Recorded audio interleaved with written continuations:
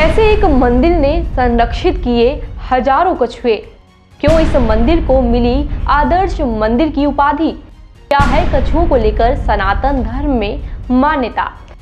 भगवान विष्णु के 10 अवतारों में से एक ऐसा जीव जिसकी जनसंख्या लगातार घटती जा रही है। इस जीव की कुछ प्रजातियां तो ऐसी हैं जो खत्म होने की कगार पर खड़ी हैं।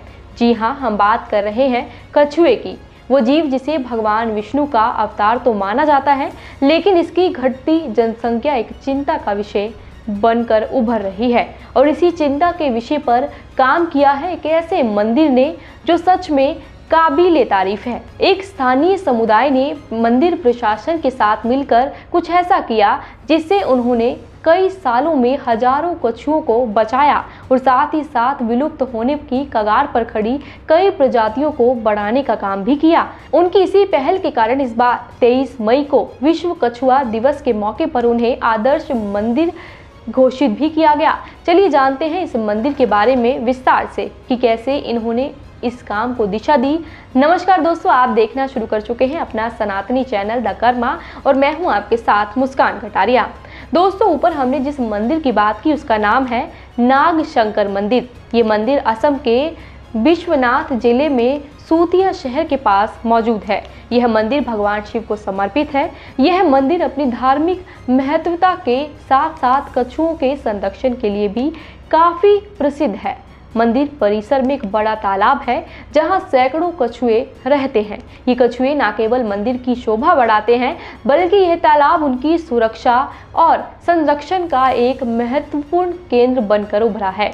और इसी कारण इस मंदिर को 23 मई को विश्व कछुआ दिवस के मौके पर आदर्श मंदिर घोषित भी किया गया है। ये सम्मान इस मंदिर को उस अनूठे प्रयास के कारण ही मिला है। यह प्रयास न केवल इसे धार्मिक परंपराओं से जोड़ता है, बल्कि वन्य जीव संरक्षण को भी बढ़ावा देता है। इस मंदिर के परिसर में बने तालाब में कछुओं की अलग अलग प्रजातियां पाई जाती हैं, जिसमें से कुछ ऐसी हैं जो दुर्लभ और लुप्त होने की कगार पर खड़ी हैं, जैसे black soft shell, Indian soft shell, peacock soft shell. दोस्तों, नाग शंकर मंदिर का यह प्रयास हमें सिखाता है कि धर्म और विज्ञान एक दूसरे की विरोधी नहीं, बल्कि सहयोगी हो सकते हैं। धार्मिक रूप से कछुए की पूजा और संरक्षण भगवान विष्णु के प्रति श्रद्धा का प्रतीक है। वैज्ञानिक रूप से यह जैव विविधता को बनाए रखने और पर्यावरण संतुलन को बढ़ावा देने का एक प्रयास के रूप में देखा जा रहा है।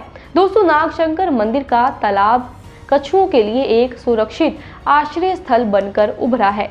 मंदिर के परिसर में बने इस तालाब में अलग अलग प्रजातियों के कछुए पाए जाते हैं, जिनमें कुछ लुप्तप्राय प्रजातियां भी शामिल हैं। मंदिर प्रबंधन और स्थानीय समुदाय मिलकर इन कछुओं की देखभाल करते हैं। साथ ही साथ तालाब की नियमित सफाई, कछुओं के लिए भोजन और उनके प्रजनन के लिए अनुकूल वातावरण बनाने के लिए भी लगातार प्रयास करते हैं। यह मंदिर अन्य मंदिरों के साथ मिलकर ये काम करता है।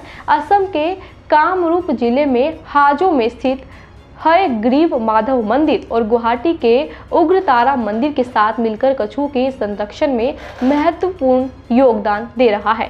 इन मंदिरों के तालाबों का उपयोग न केवल धार्मिक अनुष्ठानों के लिए होता है, बल्कि विलुप्त हो रही कछुओं की प्रजातियों को बचाने के लिए भी किया जाता है।